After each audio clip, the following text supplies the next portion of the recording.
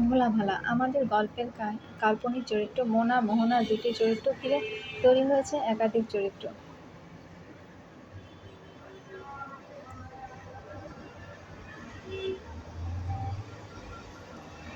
Mona SSC পাশ করেছে, এখন কিছুটা রিল্যাক্স। মোনা এবং তার মা সরল প্রকৃতির মানুষ। মোনা ভোলা ভালা স্বভাব, তার জন্য বিপদ ডেকে আনবে কে জানতো। পাশের ফ্ল্যাটে নতুন ভাড়াটি এসেছে, আন্টি মোনার প্রশংসায় পঞ্চমুখ। মোনাও আন্টির প্রতি দুর্বল।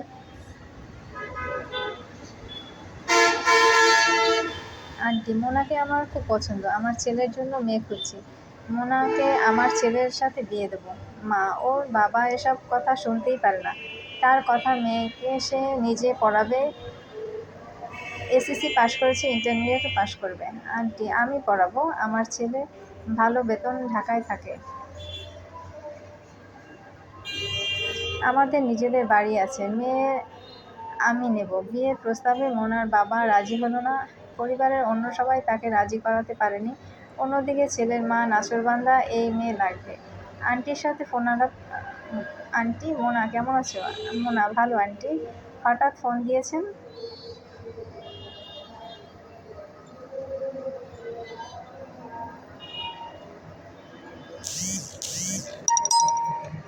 আন্টি আমাদের বাসায় এসো। মোনা কেন? আন্টি আমার ছেলে এসেছে, তুমি আমার মেয়ের তোমার সাথে দেখা হবে। বাসায় ডেকে নিয়ে মোহনের মা কাজী ডেকে বিয়ে পড়িয়ে দিলেন।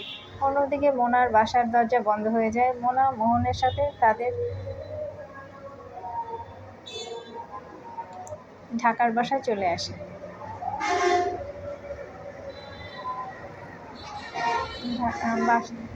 লেখাপড়া আর করা হলো না, বছর ঘুরতে মোনা মা হয়েছে। হঠাৎ একদিন শাশুড়ি মা, আমার আংটি খুঁজে পাচ্ছি না, কে নিল? বাসার বাইরে কেউ নেই। মোনা এসেছি, নিয়েছিস? মোনা মা কি বলেন? আপনার আংটি আমি কেন কি করব? কথোপকথনের এক পর্যায়ে মোনাকে একটি আংটির জন্য জেলে যেতে হলো। বাবা এলেন না, মা অনেক চেষ্টা করে ছাড়ালেও ঘরে জায়গা হলো না। শুরু হলো নতুন অধ্যায়। কেসের তারিখ পড়লে কোর্টে হাজিরা দিতে যেতে হয়। আজ এই বাড়ি কাল ও বাড়ি করে কেটে যায় 20 বছর। মোনার বাচ্চাকে শেখানো হয়েছে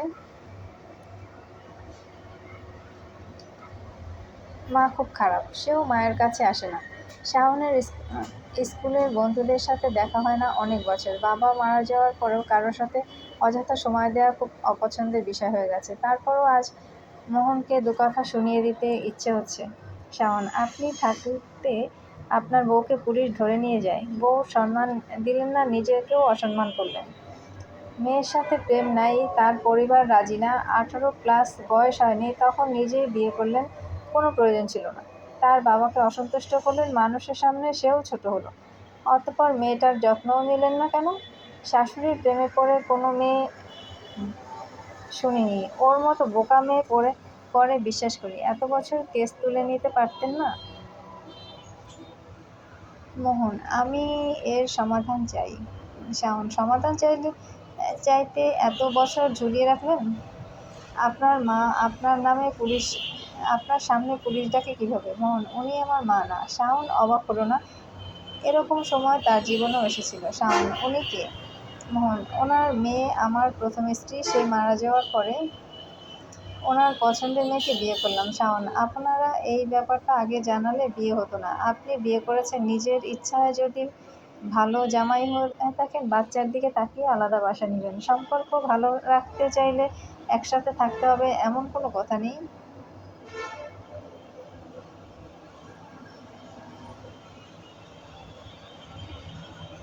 আলাদা বাসায় থাকলে যোগাযোগ রাখতে পারতেন, তাহলে আজ চুরির কেসে মোনাকে জেলে যেতে হতো না।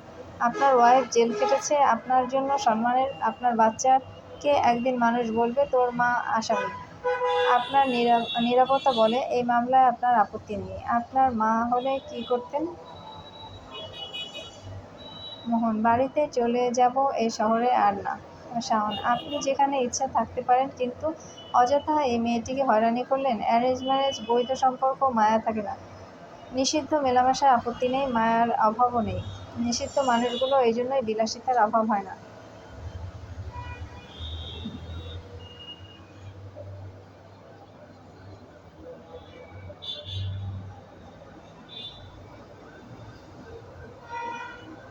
শাওন: সত্যি কি আন্টি চুরি গেছে নাকি ইচ্ছা করে ফাঁসাতে চাইছেন?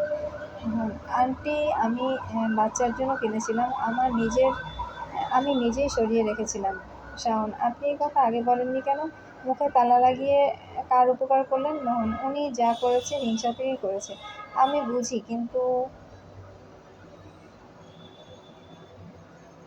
শাওন: আবার কিন্তু কি?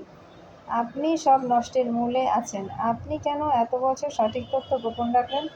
বাচ্চার জন্য আপনাকে ছেড়ে দিচ্ছি, নয়তো মিথ্যা তথ্য দেওয়ার জন্য ফাঁসিয়ে দিতাম। আপনার জন্য দুটো পথ খোলা আছে, হয় বউ বাচ্চা, নয়তো এক্স শাশুড়ি।